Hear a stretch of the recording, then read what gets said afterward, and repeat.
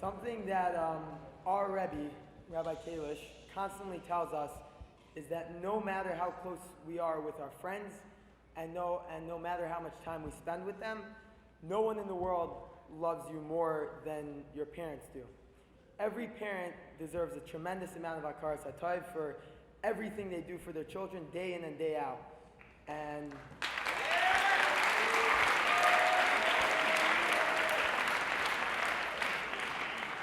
I'd like to thank all the parents here today for coming and joining this simcha, which is not only our simcha, but your simcha as well. The amount of love we all know that you have for us is the most important thing that we have in our lives, and the journeys that we will take in life are all thanks to the parents and their unwavering devotion. Thank you.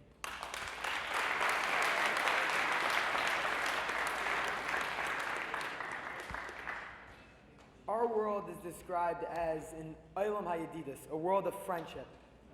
Everything was created so that man could relate to himself, relate to his friends, his family, and then he can relate to Hashem. The chabura that we have in yeshiva is a perfect example of a healthy, accepting, loving group of guys who know how to cultivate relationships. Every single person brings something unique that the rest of us can learn from. In the world at large, there's a certain image of the successful guy.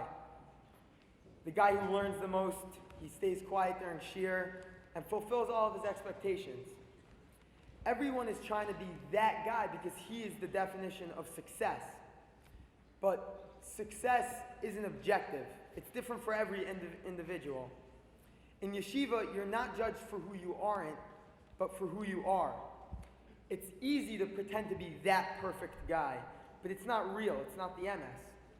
What's more demanding is to honestly look at oneself and figure out what is needed to grow in a sincere way. The Rebbeim and the Chabura in Yeshiva are so warm and accepting that it creates an extremely safe place, a safe environment where one can come and be honest with themselves and those around them.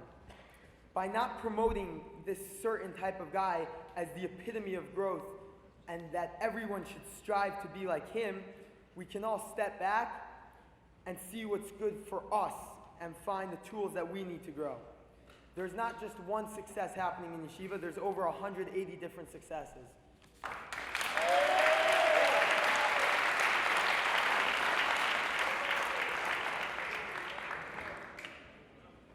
I was in yeshiva for 2 years, and both years were completely different from each other. The reason is because yeshiva is very flexible to what the guys need to grow. Every year has tremendous success, but never in the same way. The guys are the ones that define yeshiva and create the environment. The growth this year was off the charts because the 12th grade from the start of the year made yeshiva a place of honesty and relationship, a place where one can come and feel comfortable with themselves, a place that's inviting and safe and yet demanding, that you can't hide yourself and you can't hide your emotions. You must be sincere.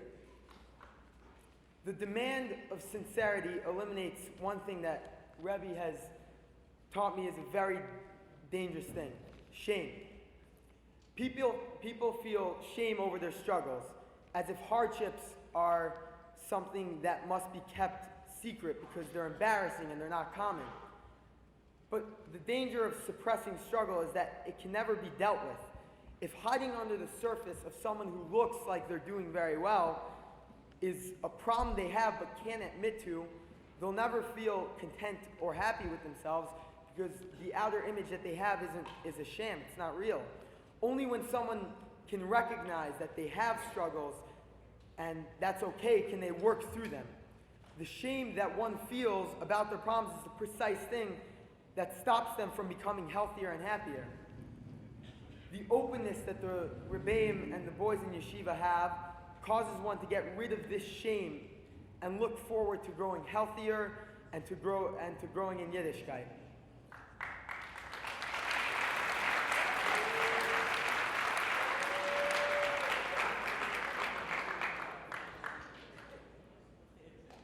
The growth that guys had this year is credited to the Chabura in Yeshiva that I was blessed to be a part of.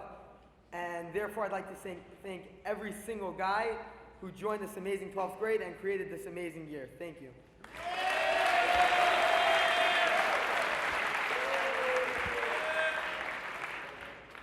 Thank you, Rebbe, and all the other Rebbeim for all that they do for us. Not only giving amazing shur and musar and helping us through our struggles, but for leading their lives in ways that inspire us to work on ourselves and become healthier and really grow. The final thank you is to my parents, the most important people in my life.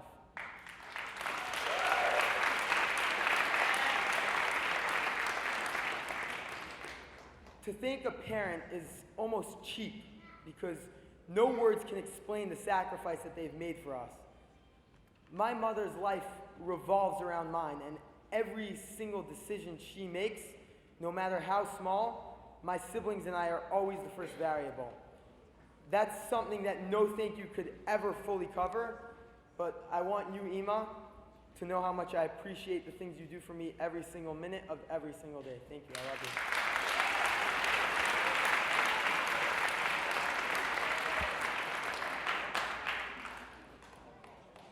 My father is the opposite of do as I say, not what I do.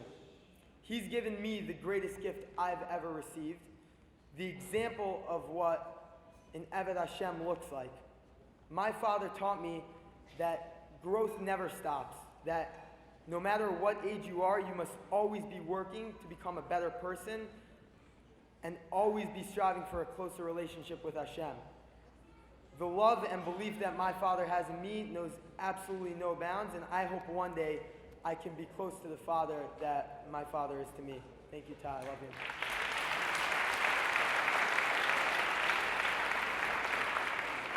Mazel tov, everybody. Enjoy the rest of the program.